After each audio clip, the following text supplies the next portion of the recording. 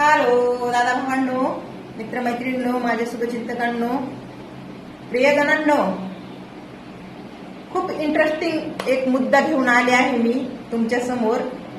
माहित नाही तुम्हाला किती आवडेल किती नाही आवडेल हा प्रश्न तुमचा आहे, पण मला जे इंटरेस्टिंग वाटला ते मी तुमच्या समोर घेऊन आले आहे. म्हणजे आजकाल खूप ट्रेंडिंगला आहे, खूप व्हायरल झालेला आहे हा मुद्दा.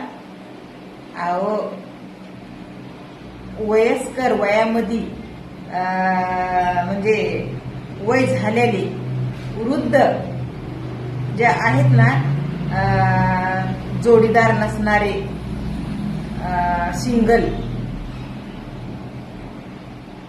त्यांचं एक संमेलन कसं की एका संमेलनामध्ये कार्यक्रमच ठेवला होता म्हणा, आणि त्यामध्ये एक आमंत्रित केलं होतं की ज्या कोणाला जोडीदाराची गरज आहे त्यांनी ह्या संमेलनात भाग घ्यावा. तसं ते एक संमेलन ठेवलेलं आणि त्यामध्ये बरेच लोक जोडीदार नसणारे आणि खूप वय झालेले, म्हणजे 70, 80, 75, 60 असे 50 या वयातले लोक तिथं गेले आणि एकमेकांशी बोलून एकमेकांचे स्वभाव वगैरे लगेचच समजून घेऊन, एकमेकांच्या परिवाराबद्दल माहिती देऊन लगेचच ते एकमेकांच्या जवळीक आलेले आहेत बरं का.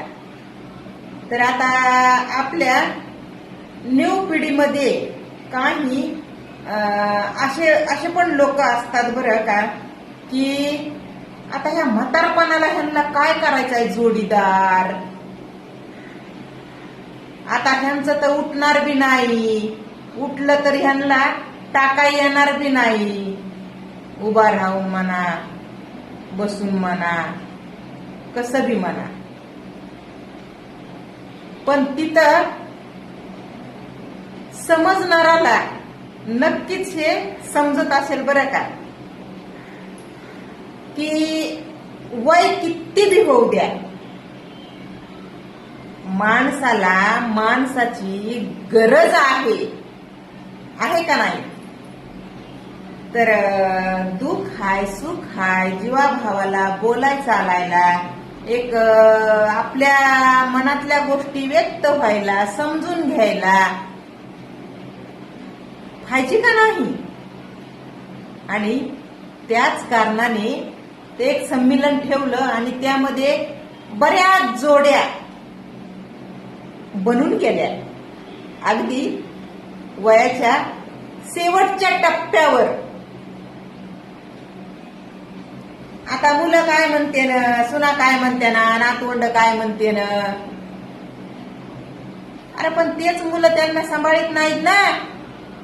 हा, वृद्ध आश्रम मध्ये सोडून आलेले त्याच वयस्कर आजी आजाला, माय बापाला, तर मग त्याने काय करायचं. परिवार तर त्यांचाच असतो या, पण त्याच परिवारातून त्यांना निलंबित केलं जातं या म्हातारपणाला. अशा लोकांना गरज आहे ती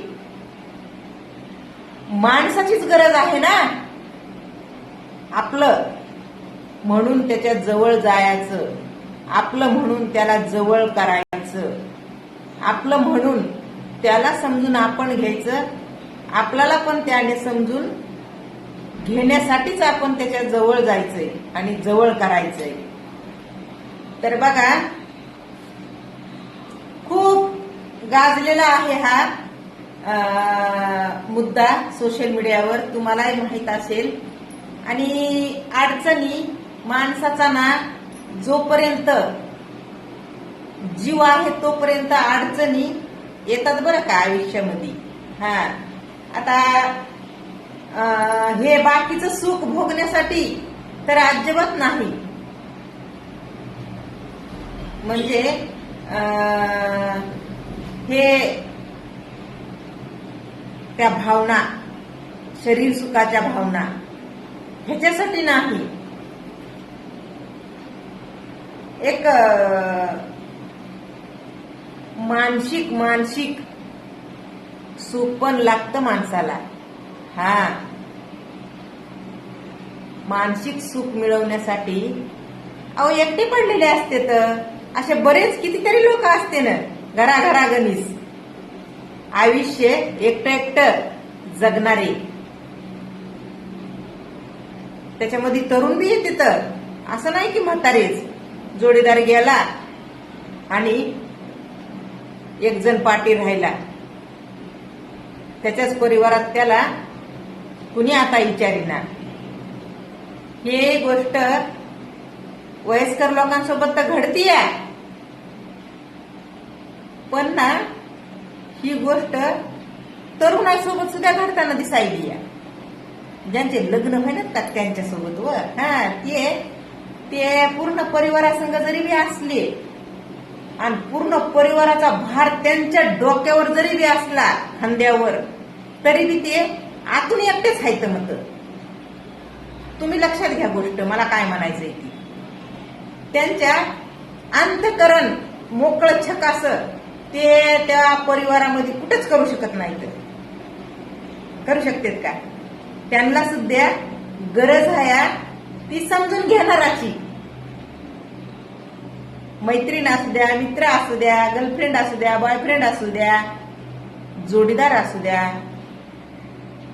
काय अर्धांगिनी, कोणी ना कोणी पाहिजे बरं का.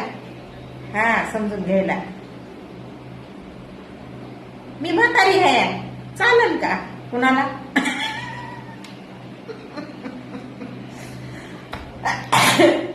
मला जोडीदार आहे, पण एक तुम्हाला आधार द्यायला.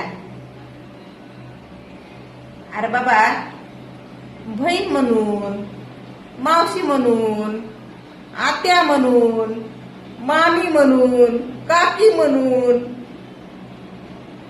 माणसाला माणसाची गरज आहे. तुम्हाला काय वाटतंय? माझ्यामध्ये माणुसकी नाही, मी कुणाचा आधार बनू शकत नाही, मी कुणाचं मन समजू शकत नाही, मी कुणाचं दुःख हलकं करू शकत नाही. लय मोठ्या भरमात आहेत मग तुम्ही. हा, अरे बाबा, माणसाला प्रत्येक माणसाला हे डोकं दिलंय आणि हे अंतकरण दिलंय. तर डोकं ह्या अंतकरणाचं कधी ऐकत नाही आणि अंतकरण ह्या डोक्यानं कधी चालत नाही. लक्षात घ्या गोष्ट. आणि ह्या दोन्ही गोष्टी, अंतकरण आणि डोकं, असं दोन्हीचं बॅलेन्स ज्या लोकांना बॅलेन्स ठेवून जगता येतं ना, तेच खरं आयुष्य जगताय.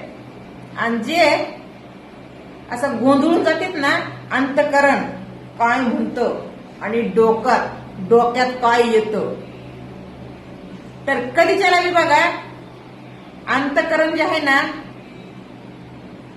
ते महाग पडतंय आणि ते तुमच्या डोक्यात जे येतंय ना तेच पुढं जातंय. पण तसं नाही करायचं. ह्या डोक्यात ना काही बी येतंय, हे डोकं लय म्हणजे वायचळ खेळ आहे डोक्याचा. कधी बी झालं तर अंतकरणाचं ऐकून बघा. हे अंतकरण जे आहे ना, हे अंतकरण आपल्या स्वतःच असतंय आणि हे डोकं जे आहे ना, हे डोकं कुणकडे पळत आहे, कुणाकडे बी. त्याला जिथं त्याच्या स्वतःसाठी एक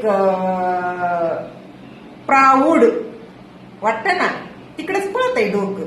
हा, आता प्राऊड म्हणजे ह्या डोक्याचे विचार येते तर ते जर आपण केले तर आपल्याला कुठेतरी चांगलेच वाटते, तर म्हणूनच आपण करतो ना. मग त्या डोक्याला काय पाहिजे, प्राऊड फील तर करणारच ना ते डोकं. पण त्या अंतकरणाचं काय आहे, त्या अंतकरण ना खरं असतं, इमानदार असतंय आणि त्याच्यासारखं असं म्हणजे पवित्र कुणीच नाही आहे. अंतकरण आहे तर तुम्ही आहेत, अंतकरण नाही तर हे डोकं बी नाही. कळलं काय? पण जसं की आपल्या समाजामध्ये खऱ्याला महत्व नाही, खोट्याला जितकं महत्व आहे तितकं, तसंच बघा आपणच आपल्या अंतकरणाला कुठंतरी दडपून ठेवताव, दाबून ठेवताव आणि ह्या डोक्यानं चालताव, डोक्यानं वागताव, डोक्यानं जगायला बघत आहोत. पण डोक्यानं जगा, जिथं डोकं लावायचं असतंय ना फक्त तिथंच लावायचं असतंय, कुठं बी नाही बरं का. हा, कधी कधी ह्या अंतकरणातून जे निघतंय ना त्याला पण ऐकायचं असतंय. आता मी काय म्हणलंय सरळ सरळ, मी हाय म्हातारी, पण कुणाला जर माझ्या मदतीची गरज असली एक आधार स्तंभ म्हणून, तर सरळ मी माझ्या अंतकरणातून एक निर्मळ मनाने, स्वच्छ मनाने, इमानदारीनं, हो मी बाबा करू शकते, मदत करू शकते, समजून घेऊ शकते, सपोर्टर बनू शकते. पण तुम्ही जर माझ्या फायदा घेतला तर मग हे डोकं असं चालविते ना की तुमचा मेंदू तव्यावर फ्राय करून खाते. खरं सांगायले, तुमचा मेंदू ना डायरेक्ट फ्राय करून खाते पुन्हा. त्याच्यासाठी काय म्हणलं, डोकं जिथं चालवायचं तिथं चालवायचं आणि अंतकरणाचं नक्की ऐकायचं. असंच म्हणजे काय झालं बघा, आता तुम्हाला तर माहितीच आहे, एकतर मी कधीच कुणाला इन्व्हॉल्व करीत नाही, कुणात इन्व्हॉल्व होत नाही, मी माझं काम करते आणि मग उगच माया बस लोखंडीवर म्हणलं तर मग कुणी बी बसल ना. जसं की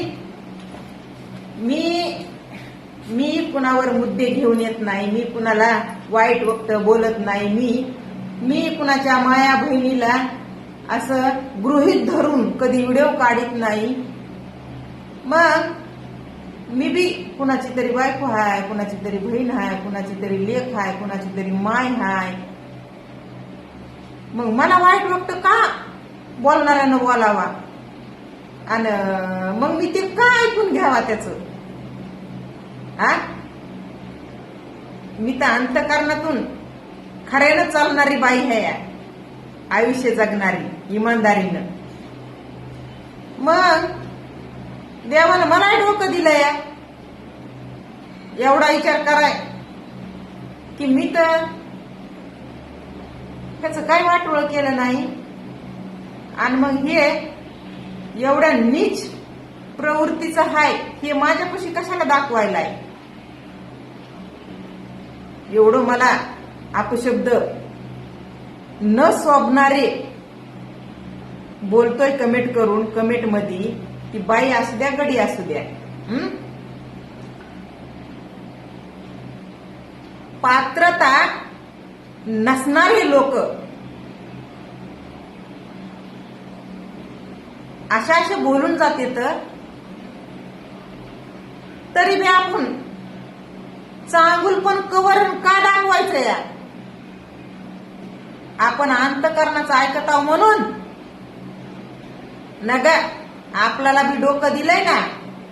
सुरुवातीलाच म्हणलं आपल्याला प्रत्येकाला अंतकरण बी दिलंय आणि डोकं बी दिलंय. आणि मी हे बी म्हणलंय की डोकं जास्त नाही चालवायचं. त्या जास्त डोकं चालविल्याने आपल्या स्वतःच आयुष्य उद्ध्वस्त होतंय. डोकं फक्त तिथं चालवायचं जिथं गरजेचं आहे. जसं की मला कुणीतरी येतंय आणि उगाचच गदळपच मी सहन न करून घेणारं बोलतय. मला सहन नाही होणारे शब्द मला ऐकून घ्यावे लागते. कारण नसताना घेण्यानं देण्याचं केवळ फक्त माझा एकच गुन्हा की मी सोशल मीडियावर आहे. सोशल मीडियावर असल्याचा एवढा मोठा मला एक ते माझ्या रिअल लाईफवर परिणाम करून घ्यावा लागणार आहे. का? कशासाठी? म्हणून ते तसं हे डोकं चालवायचं का? कमेंट करून मला बोलते ते कशामुळं? मग तिथं आपण काय करायला पाहिजे? आपलं डोकं नक्की चालवायला पाहिजे राव. मी तेच करते या, तुम्हाला मी सांगायले या. विनाकारण ना ना ना ना ना ना. एक तर आपण कुणाच्या वाईटात जायचं नाही, आणि जर आपल्या वाईटात कुणी आलं तर त्याला सिद्ध केल्याशिवाय माघार घ्यायची नाही. ह्याला म्हणतात खरेपणा, इमानदारी. माहिती आहे इमानदारी चलत नाही. जेवढं खोटं चलत आहे ना तेवढं खरं चलन आहे. पण कामाला खोटं कधीच येणार नाही. कामाला कधी बी खरं येणार आहे. विसरू नका रे बाबांनो, विसरू नका. म्हणजे कधी कधी मी अंतःकरणातून तुम्हाला माफ केलं, पण तुमची चूक, तुमचे कर्म, तुमचं हे तकदीर तुम्हाला माफ करील शक्य नाही. आणि त्याला म्हणते खरं. निसर्गाचं जे ते कोप असतो ना, चुकला नाही कुणाला. निसर्ग खरा आहे, खरा. कळलं का? तुम्ही कुणाच्या पोटाला जन्म घ्या, तुम्ही कुणाकून बी, त्याला अर्थ नाही. ते निसर्ग जे आहे ना ते खरं असल्यामुळं हिसाब चुकता इथंच करावा लागतंय.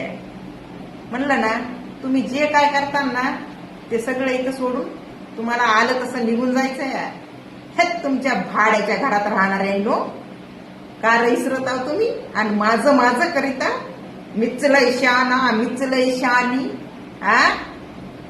अंतःकरणाचं ऐकून बघा, त्याला समजून घ्या. जसं तुम्हाला अंतःकरण दिलंय तसं मला बी अंतःकरण दिलंय. तुम्ही जेव्हा मला एकदम वंगळ बोलता कारण नसताना, तेव्हा माझ्या अंतःकरणाला काय वाटत असेल?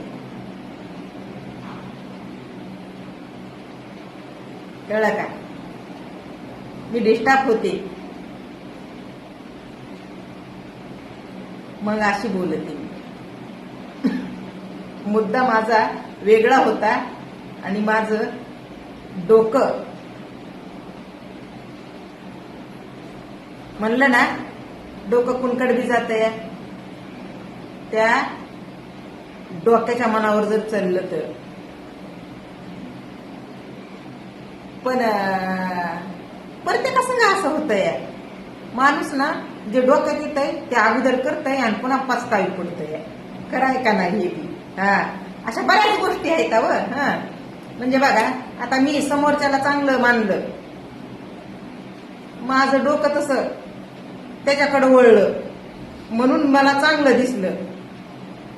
पण पुन्हा खरं का आहे ते माझ्या समोर आल्यास पुन्हा हेच डोकं म्हणलं. अशा गोष्टी मला सांगता येणार. आता जाऊ द्या, संपाला वेळ. चला बाय.